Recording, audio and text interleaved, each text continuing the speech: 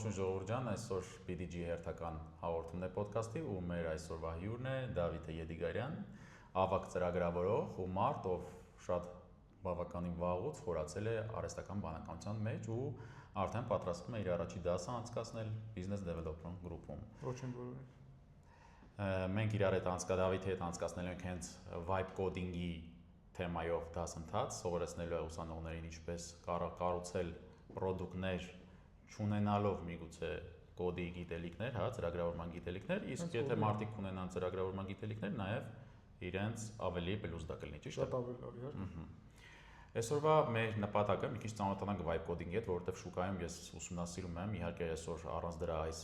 ոնց որ ասում եմ արդեն էլ ոչ միտեղ չես կարող գնալ, բայց միևնույն ժամանակ շատ եմ լսում կարծիքներ, որ հատկապես ծրագրավորներից, որ դա այդքան վստահելի չէ, կոդը այդքան մաքուր չի գրում, security հետ կապված որոշակի հարցեր են բարձրաձայնում։ Կուզենայի այսօր հասկանանք ինչն է դրանցից միֆ, ինչն է իրականություն, ինչին ուշադրություն դարձնեն եւ ինչը հանգիստ կարող են կիրառել արդեն ոչ մասնագետները, այսպես ասած, ովքեր չեն ունեցել ծրագրավորման background։ Դա ճիշտ հարց է։ Ընդհանուր սկսեմ։ Ընդհանուր լավ կլինի մի հատ հասկանանք այն մարդիկ, ովքեր առաջին անգամ են լսում այդ տերմինը vibe coding-ը, դուք ոնց կբնութագրեք այդ vibe coding-ը ու արդեն անցնենք իր ակտուալությանը։ Okay։ Նայեք, vibe coding ստեղծողը, այդ տերմին ստեղծողը ինքը այս վերջերս նշեց, որ vibe coding ասածը մահացել է, բայց vibe coding ինչ են ասել, ոնց է vibe-ը, ասես գալիս է ալիքը, հենց մտնում ես այդ կոդավորման մեջ, քեզ հետաքրքիր է դառնում, դու ինչ-որ բան ես կառուցում, ու դա ամենը քեզ ինչ-որ էներգիա է հետ տալի, ինչ-որ product ես, քո արդյունքը տեսնում ես, հենց ոնց որ դրա պատճառով ես առաջին ընտրել եմ front-end development-ը, որ իմ արդյունքը շատ ավելի արագ է երևում։ Դրա համար երևի այս vibe code-ը ոչ միայն դու, նաև կլիենտը միշտ տեսնում ես առաջնային արդյունքը։ Ու միշտ դիզայները ու front-end-ն են, որ եթե ինչ-որ բան լինում են, առաջնագծում մենք ենք արում, այսպես ասած։ Հիմա այդ vibe coding-ը ինքը այդ արհեստական բանականության միջոցով մենակ անգլերենով, ես կնշեմ անգլերենը ամենալավ ծրագրավորման լեզուն է vibe coding-ի մեջ, որտեղ այդ մի լեզվով հնարավոր է ուղղակի միջի եղածը դատարկել ու տեսնել ինչ է ստացվում։ Այսինքն կարանք sense մի քիչ հումորով, մի քիչ լուրջ, հա, sense 50-50, դե դուք ասեք տոկոսները, կարանք ասենք, որ այսօր ծրագրավորման լավագույն լեզուն անգլերենն է, հա, իրականում քանի որ ամենալավը անգլերենն է բանը, արհեստական բանականություն պարապեցրած, որոնք որ կոդ են գրում։ Հետաբար այո։ Իրականում նախնիվել է անգլերենը։ Միտքեր, որտեղ չէի լսել, sense աշխատում sense հումորային կամ ինչ-որ ցիտատները լավ ֆիքսեմ, այն ինչ-որ շուկայում ինչա կատարվում, բայց այս բանը չէի լսել, դուրս եկա, սկսեմ կիրառել։ Մի հատ հետաքրքիր բան ասեմ, նախնիվում են անգլերենը ծրագրավորման լեզուն ամենաուրախ։ Միակ լեզուն, որ անգլերեն չի, դա ադինեսն է ռուսերենով։ Մնացած բոլոր լեզուները անգլերենով են գրվել։ Իսկ մենք անգլերեն ինչ-որ կոնկրետ նեղ մասնագիտական լեզու ենք սովորել տերմին ու դրանով համակարգչություն բացատրել ենք ինքը ինչ անի, որ ինչ որ մեր ուզած արդյունքը ստանա։ Հիմա այդ ամեն ինչը ավելի հեշտացել է։ Մեր արանք միշտ թարգմանիչ ա եղել։ Նախկինում այդ թարգմանիչը կոմպիլյատորներն էին, հիմա թարգմանիչը արհեստական բանականությունն է, եկեք իրան տենց ընդունեն։ Այդ կողմից նայեք։ Հետաքրքիր է։ Կարճ ասած, եթե այսօր մարդը ուզում է հասկանալ vibe coding գաղափարը, ինչի գա vibe coding սովորի ու դա ինչ իրեն կտա, մի քանի բառով sense կարճ ֆիքս ենք էլի մեր դիտողի համար հանդիսատեսի։ Եկեք պարադիգմայի փոփոխություն մտցնենք։ Նախկինում մեր ծրագրավորումը իրականում էր code driven development, ասել կոդի կողմից էր գնում։ Հետո եկել էր test driven development-ը։ Հիմա եկել է նոր ոնց որ պարադիգմա behavior driven ու spec driven development։ Ինչը որ գալիս է առաջնային դոկումենտացիան, այսինքն որոշում առաջնային, կոդը երկրորդական։ Հա, հնարավոր է, ասենք կոդի մեջ պետք լինի էլի մտնեն մարդիկ փորփրեն, բայց դա ավելի երկրորդական է դառնում։ Դա ավելի security, ավելի քիչ տոկոս է սպառնալու ընդհանուր ծրագրավորման ոլորտի մեջ։ Դա արդեն ստանդարտ է ու Ամերիկայում դա արդեն գերանում է։ Մենք պետք է դա վաղ թե ուշ ընդունենք։ Իսկ նույն մարդը, որ նշեցիք vibe coding-ի ստեղծողը, որ ասում է հիմա անցել է արդեն այդ vibe coding հասկացողությունը, ի՞նչն է հիմա իրեն փոխարինում։ Հիմա ինքը նշեց, որ ագենտիկ AI-ն է, ագենտիկ AI-ի դարաշրջանն է։ Ինչ է ագենտիկ AI-ը, երբ որ մենք LLM-ին մեծ մոդելներին տալիս ենք ինչ-որ առաջադրանք, չենք նստում sense հետները հավասար զուգահեռ vibe code անում, այլ տալիս ենք ընդհանուր խնդրի դրվածքը եւ հետո վերահսկում ենք արդյունքը։ Ոնց է օրինակ սենյորների բaragայում իրանք տալիս էին թմին առաջադրանք, ջունիորներին, միդերին, նաեւ սենյորներին, հետո վերահսկում էին, կոդ review էին անում ու ընդհանուր ընդունում էին արխիտեկտուրան։ Շատ լավ։ Հիմա ավելի շատ Այսինքն agent-ները, այսօր AI agent-ները կարելի ասել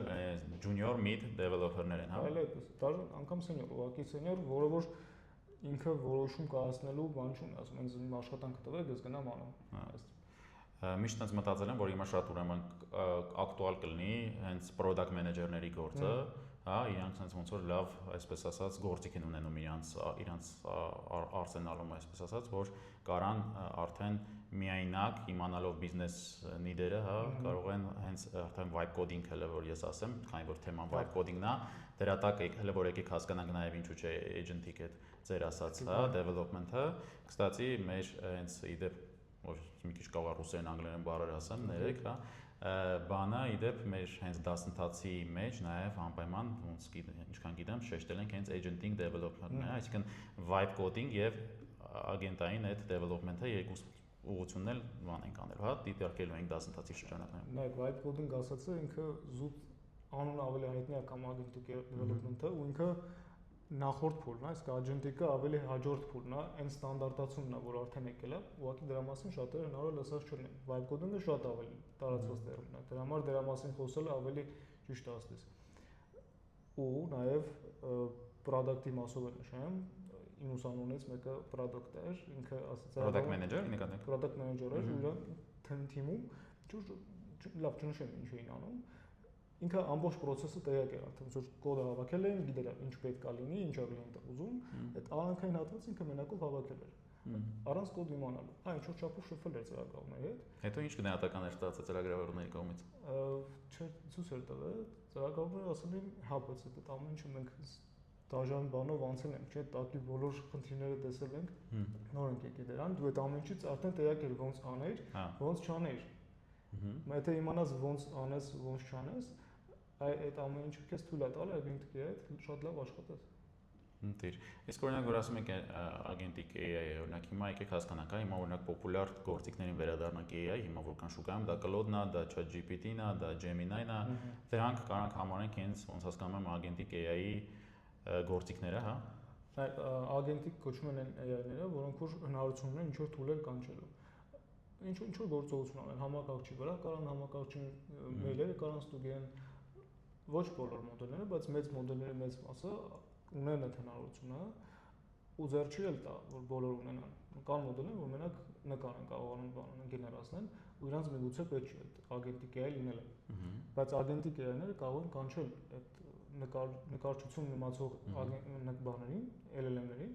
ու իրանց հետ աշխատեն։ Այսինքն դա ինչ որ պատկերացնել մարդու կտրվածքով ուղղակի ինչ որ հատված է տանում, ձեռքերը շարժել, ոտքերը շարժել, մի քիչ ավելի տես պատկերացումով։ Հիմա կա մարդ, որ շատ լավ նկարում է ու կա մարդ, որ շատ լավ ծրագրում է,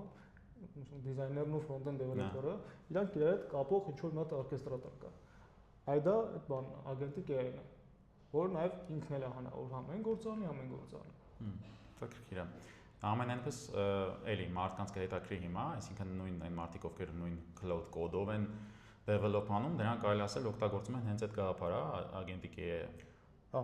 որտեղ cloud-ով էլ ես կարողանում կպնել տարբեր MCP-ների, այլ օգտագործել տարբեր connector-ներ, եթե չեմ սխալվում, հա։ Ասենց մի բան նշեմ, օրինակ ես վերջերս պաշտպանության ժամանակ, դիպլոմային պաշտպանության ժամանակ ուսանողներից մեկը ցույց էր տալի իրենց workflow-ում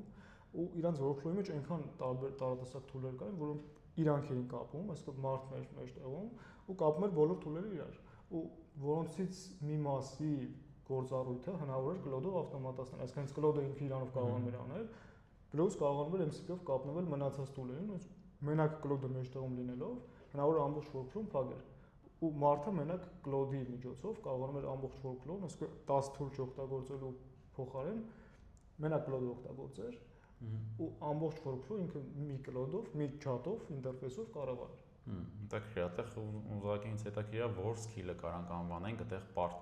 պարտադիր ցանկալի, որ մարդը ունենա, որ կարողանա այդ process-ները կազմակերպի։ Ստեղ կասեմ, որ պետք է մեզ նախ product mindset ունենալ, հա։ Product mindset ունենալ, ոնց որ աշխատանքը ամբողջական պատկերացնել, iceberg կարողանալ տանել, կիսատ չթողելու, ինչը որ շատերի մոտ բացակայում է, չես տեսնում վերջը, չգիտես où ես գնում, բնականաբար ինչքան ցույց են տալի, այդքան էլ հասնում ես։ անգլին իմացություն։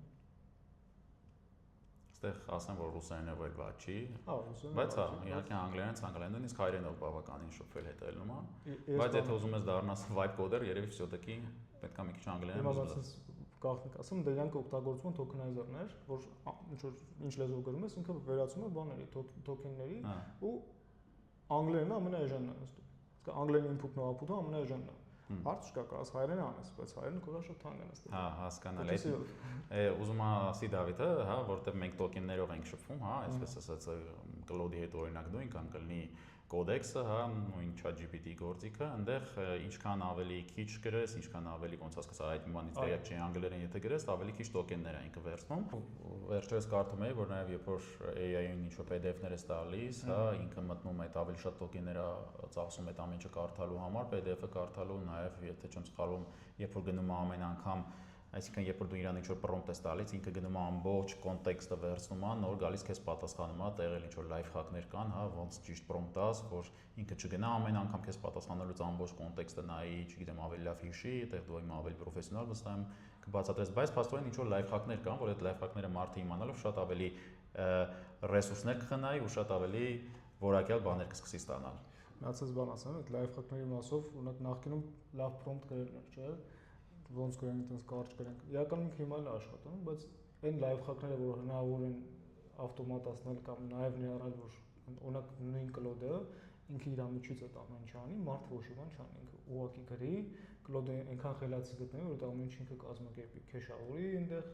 չգնա ամեն անգամ նույն request-ի համար ամբողջ այդ RAG-անի նորից հետ կա, ինքը քեշը ավելի էժան է նստում ու հենց դրա համար այդ live hack-երի համար էլ ստեղծվել է STD-ն, ոնց որ ամբողջական այդ ստանդարտացրել են, որպեսզի կրճատեն տոկենները, գրվում է ամբողջ մեծ պրոյեկտի սպეციფიკացիան, այսինքն ավելի արխիվ արած դոկումենտացիան, ինչը եւ առաջաբերում technical and non-technical մարդկանց ավելի համախմբում, որ technical մարդիկ գալիս են ավելի դեպի դոկումենտացիա գրել, վերջապես միշտ խնդիր է եղել դա։ Ասել եմ դոկումենտացիա գրեք, ասել են չէ, դե կոդը առաջնային է։ Հիմա դոկումենտացիան առաջնային ու դոկումենտացիան նույն ձև հասկանում նաև product-ը։ Այդ մասով ավելի ծրագրավորները մոտեցել են product-ներին։ Սկսել են վերջապես դոկումենտացիա կազմել, հա, կարդալ, ուսումնասիրել, հա, պահել, այսպես ասած։ Իրականում այդ դու շատ լավ նշեցիր, որ այդ ոնց որ պլյուսներից մեկն է technical մարդկանց, ովքեր գիտակցում են, թե ոնց կարելի է, այսպես ասած, այդ նույնը մեր ասած live hack-ները կիրառել, հա, այսինքն մարդու մտքով օրինակ կարող սովորական non-tech մարդու մտքով չանցնի, այ արի գիտես ինչ անենք, ինչ որ report-ներ սարքենք, review-ներ սարքենք մեր կոդ AI-ի համար, որ ինքը կակ մինիմում ավելի մեծ ու ավելի ճիշտ կոնտեքստ ունենա, հա, այս դեպքում ես օրինակ անձամբ դե ես էլ non-technical մարդ եմ, բայց նաև այդտեղ ես միշտ սկսում եմ brainstorm-ներ անել AI-ի հետ, երբ որ ինչ-որ product եմ սկսում, նախ եւ առաջ այդ ամեն ինչի համար project-ներ եմ սարքում, հա, project-ներում եմ կիրառում այդ ամեն ինչը, ոչ թե ամեն անգամ ինչ-որ նոր chat-եր եմ բացում։ Ուստի մի հատ հետաքրքիր բան ասեմ, դու ասա ինչ կարծիք ես այդ հարցի շուրջ։ Ես օգտագործում եմ այդ ժամանակ, երբ որ սկսում եմ մեր ասպես ասած vibe coding անելը, հա, օգտագործում եմ cloud code-ը, այստեղ նաև կուզենայի իմանալ քո կարծիքով որն է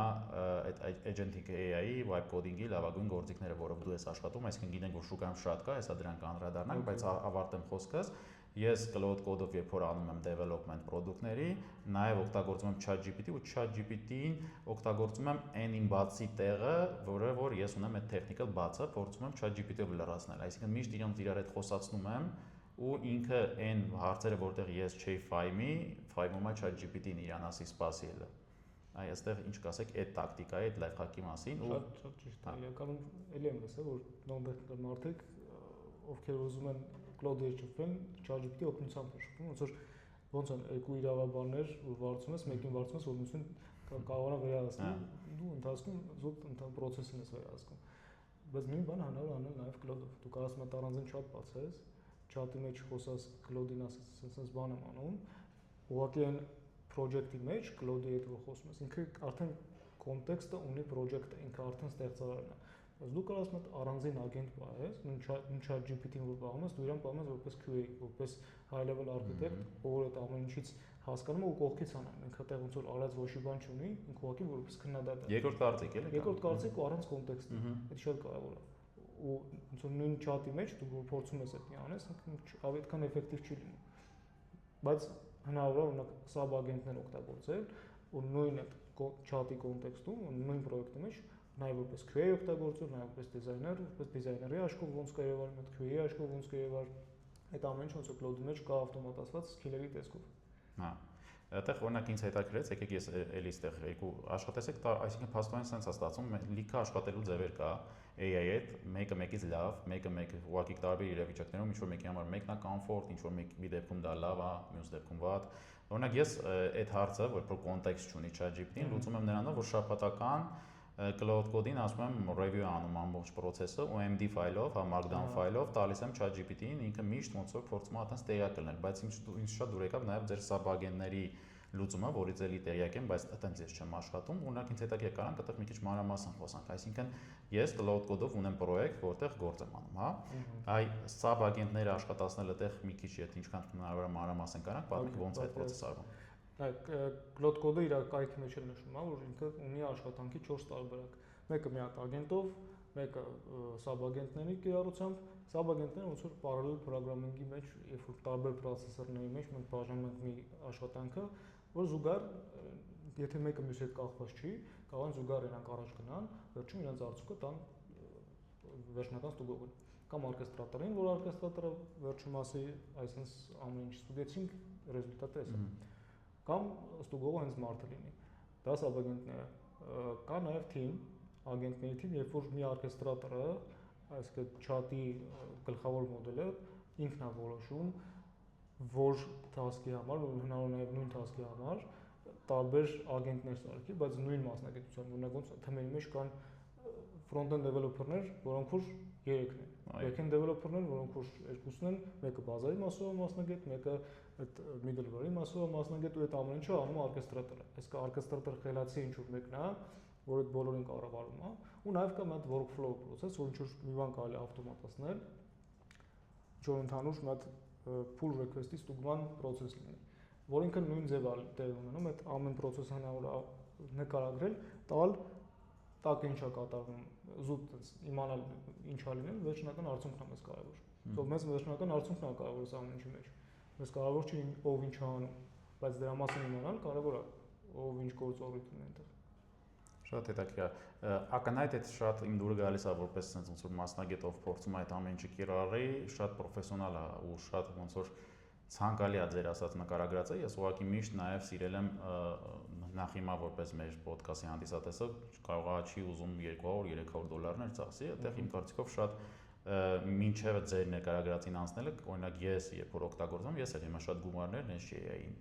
տալիս եմ, հա, օրինակ դրա համար ես ոնց որ փորձում եմ խնայել, երբ որ օգտագործում եմ ChatGPT-ին նաև, ChatGPT-ն դե մի քիչ ուրիշ լոգիկայով աշխատում, հա, այնտեղ պատմիսական, ամսական full cover անում, ի տարբերություն Cloud-ի, որ բանը տոկեններով է աշխատում,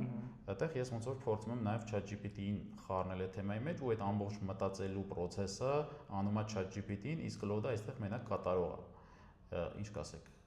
Ճիշտ եմ մտածում, թե չէ։ Կասեմ, որ ChatGPT-ն ունի նաև գործիք, կոչվում է Codex։ Ես գիտեմ ինքը ChatGPT-ի մասն է կազմում, բայց իմ ուսանողներից մեկը ինձ հուշեց, իմ աշակերտներից անգամ նշում։ Codex-ը ինքը նույն Cloud-ն է, այդ իր գործիքա կազմում։ Իսկ նայեք, հետևում բոլորի մոդելա կանգնած, չէ՞։ Ընդդեմ OpenAI մոդելներն են, Cloud-ն է, Anthropic-ի մոդելներն են։ Գործիքը, որը որ աշխատում է, Cloud Code-ը, ինքը նույն Codex-ն է, մի քիչ երևի դա ինչ որտեղ կարող է, ինչ որտեղ ավելի լավն է, ինչ որտեղ ավելի վատն է, մի հատ կարող փորձեք։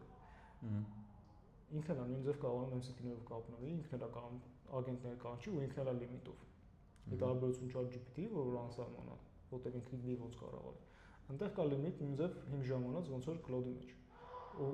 եթե ինչ որ բարդ task-եր անեք, նույն Codex-ով հնարավոր է այդ լիմիտը հասնեք։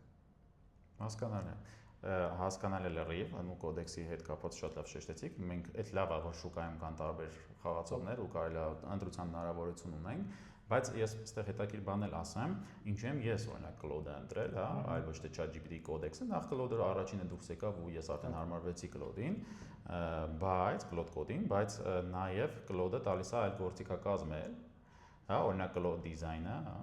Cowork-ը ու այստեղ նաև հետաքրքիր է, որ հենց ես նաև սիրում եմ, այդ որ ով է առաջինը դուրս գալի շուկայում, ով այդ նորամուծությունը, այսպես ասած, բերում, բայց ամենակարևոր բանը երևի որ ես կլոդի նաև այլ գործիքներ եմ օգտագործում, որը հələ որ չեմ ասի, որ OpenAI կարողացել է cover անել։ Բայց իհարկե OpenAI-ն իմ դուրը գալիս է, որ всё-таки research-ների փուլում, հա, ես օրինակ Gemini ընդհանրապես չեմ օգտագործում։ Gemini իր պլյուսներ ունի, բայց Codex Cloud օգտագործողը իմ համար լրիվ որ հերիք է, որ մի հատ երրորդ գործիքի չանցնենք։ Այս դեպքում ես դրա համար եմ օրինակ ընտրել ChatGPT ու Claude-ի միջև, ոչ թե Claude-ը թողել եմ մի կողմ, մենակ ChatGPT ու Codex-ի հույսին եմ էլի մնացել։ Դրա համար այս դեպքում օրինակ իմ համար, իմ կարծիքով ամենալավ երկու, այսպես դուետն է, ChatGPT $20-անոց subscription-ը եւ Claude-ի արդեն եթե կարաս 100-ը, իդեալական կլինի հենց 100-ով, էլի։ Հասկացա միտքը։ Շարունակեմ նա, որ նույն Gemini-ը ունի anti-gravity, ինքը հանել էր դա այն ժամանակ, երբ որ դեռ Codex-ը, չեմ շուտես, դեռ այստեղ շատ չէին խոսում Codex-ի մասին, Claude-ը դուրս էր եկել, Claude Code-ն դեռ այդ բանը չէին օգտագործում, desktop-ը այդքան շատ չէին օգտագործում, anti-gravity-ն անվճար տալիս էր առանց subscription-ի, ու բավականին լավ է, ինքը VS Code-ի fork է ու իր միջից Gemini-ի մոդելներն են աշխատում, պլյուս ինքը ունի Anthropic-ի 4-ի 6 մոդելն է Opus-ի ու Sonnet-ն է, ու մեկը GPT OSS-ն է, open source մոդելն է, տալի 120 միլիարդ պարամետրանոց։ Այնտեղ ինքը Gemini մոդելները ոնց որ ամենաթեթևն են աշխատում, այսինքն ինքը շատ քիչ է տոկեն ծախսում, ոնց որ իր կողմից generous նվեր էր, բայց մի հատ խնդիր հանդիպ է, որ ոչ մի անգամ Pro-ով չի կարող լուծեի ու ընդհանրապես Sonnet-ին մի հատ paper տարեցի, ինքը գնաց այնքան փոփրեց, մինչև մի պատասխան տվեց։ Gemini մոդելը շատ ավելի ինքնագլուխ չէր, այսպես ասած։ Շատ է սպասում իմ կողմից հաստատման։ Դե ոնց որ նաև ոնց որ կարելի ասել հաստատեցիք իմ ասածը, որ այսօր այդ всё-таки development-ի մեջ ամենա այսօր ակտուալը այդ Codex-ն է, ու բանը Claude-ն է։ Մոդելներից որ խոսացինք, չի կարելի չնշել նաև այս Fable 5-ը, որ դուրս եկավ, հա, որտեղ մենք անց դրա էլ արդեն իդեալական մեր գործերը անում ենք։ Անձամբ ես չէի զգում ինչ որ բանի պակաս այդ պահին,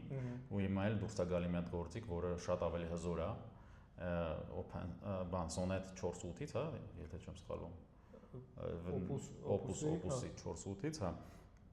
Ոստեղ հետաքրքիր է որ այդ Fable 5-ը դուրս եկավ, առաջինը ինչ ես որոշեցի անում, նախ personal website-ը redesign արեցի, այդ պետք էր ոնց որ ժամանակները առիթից օգտվեցի, փորձարկման համար համել, շատ լավ արեցի իհարկե ինչ որ արեց, հետո նաև առաջի բանը որ ուզում էի անել, security check-ներ, քանի որ այն որ ասում եմ բաց տեղն էր իմ կարծիքով, որ եթե կարելի է համարել, կստացի եթե կուզենամ նաև ձեր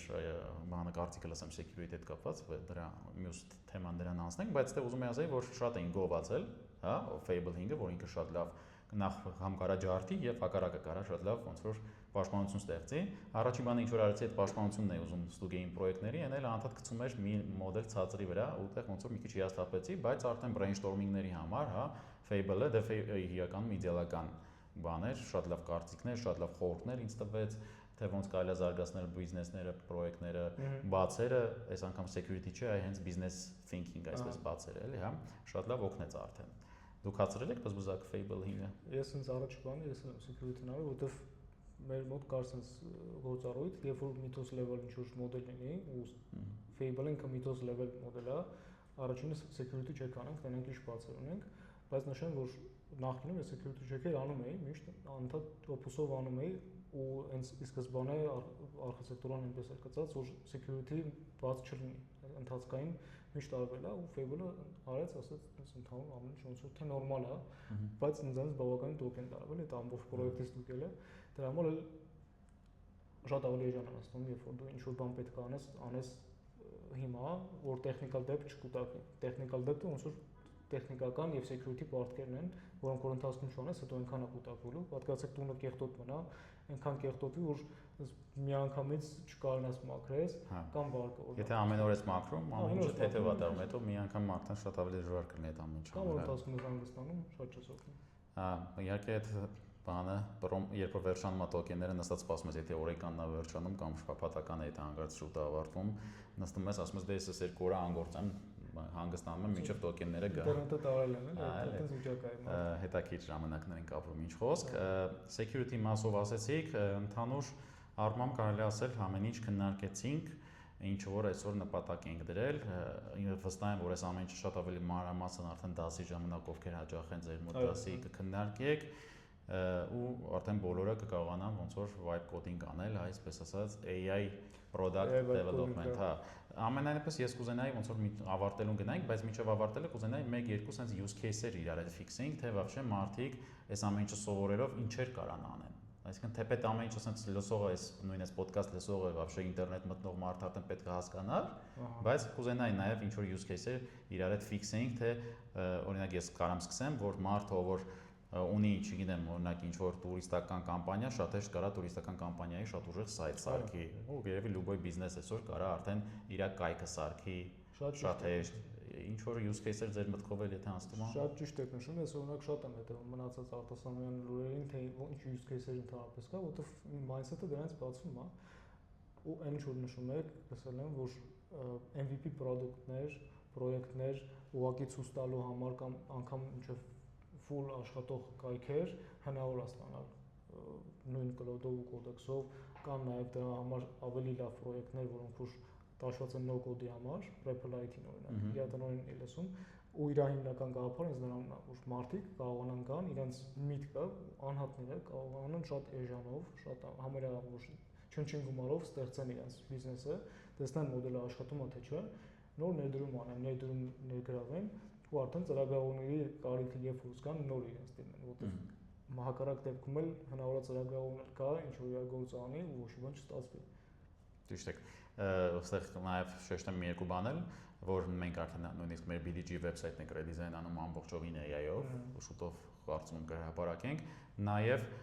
պետք է շեշտել, որ բացի պրոդուկտներից շատ հեշտ այսօր կարող ես տարբեր process-ներ, հա, ավտոմատացնել, հա, փոխանցել ագենտներին, ովքեր իրենց այդ process-ները անեն, CRM-ի հետ աշխատանքներ, մինչև պրոստը առօրյա ինչ որ մանուալ, երբ որ ձեռքով աշխատանք են ամեն օր անում մարդիկ, կարաս շատ հանգիստ ավտոմատացնես, այսինքն ոչ միայն պրոդուկտներ ստեղծես, այլ մի ամբողջ process-ներ ավտոմատացնես AI-ի միջոցով, այդ ամեն ինչը ռեալ է, ու այդ ամեն ինչը կարող ենք սովորել նաև Դավիթի դասընթացին, որը իդեպ շատ շուտով մեկնարկելու է։ Այո։ Դե շնորհակալություն Դավիթին գալու այսօր այս խոսակցության համար։ Կսպասենք արդեն կհանդիպենք մյուս անգամ։ Շնորհակալություն։ Շնորհակալ եմ, լավ օրը մաղթում։